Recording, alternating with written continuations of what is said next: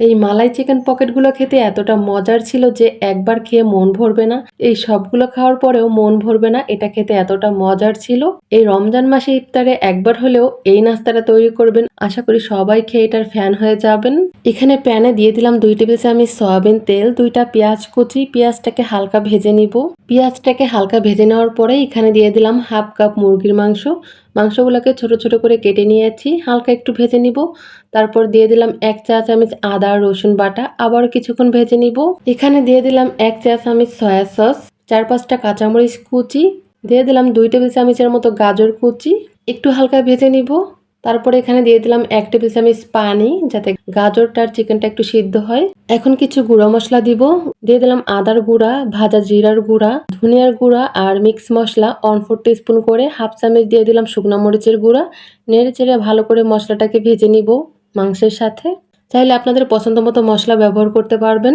কিছুক্ষণ রান্না করে নিয়েছি, এখন এখানে আমি দিয়ে দিলাম কিছুটা ক্যাপসিকাম কুচি আর দিয়ে দিলাম 2 টেবিল চামচ টমেটো সস। নেড়ে চেড়ে সবকিছু একসঙ্গে ভালো করে রান্না করে নেব কিছুক্ষণ।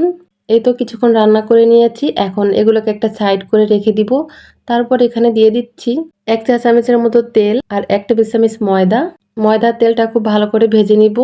ভেজে নেওয়ার পরে এখানে দিয়ে দিচ্ছি হাফ কাপের মতো লিকুইড দুধ, 1 কাপ জাল করে হাফ কাপ বানিয়ে নিয়েছি।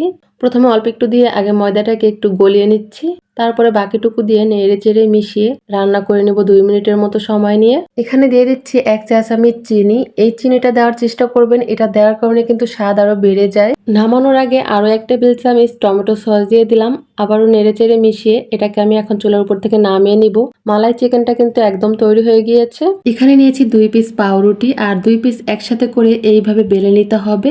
তারপরে একসাথে করেই এরকম একটা গ্লাস বা বয়ামের ঢাকনা দিয়ে এভাবে কেটে নিতে হবে। এই যে এরকমের হবে কেটে নেওয়ার পরে। আর এই যে পাউরুটির সাইডে যে বাড়তি অংশটা, এটাকে আমি ব্লেন্ডারে ব্লেন্ড করে নিয়েছি। এখানে নিয়েছি একটা ডিম, ডিমটাকে ভালো করে ফেটিয়ে নিব। চাইলে ডিমের পরিবর্তে ময়দা পানিতে গুলিয়ে একটা মিশ্রণ তৈরি করে নিতে পারেন। ফেটিয়ে রাখা ডিমের মধ্যে দিয়ে এইভাবে চুবিয়ে তারপরে পাউরুটির গুঁড়ার মধ্যে দিয়ে এইভাবে কোটিং করে নিতে হবে। প্যানে কিছুটা তেল গরম করে নিয়েছি, তার মধ্যে নাস্তাগুলো দিয়ে উল্টে পাল্টে ভেজে নিতে হবে। চুলার আঁচ মিডিয়ামে রেখে নিতে হবে। এরপরে পছন্দ মতো কালার চলে আসলে নামিয়ে নিতে হবে।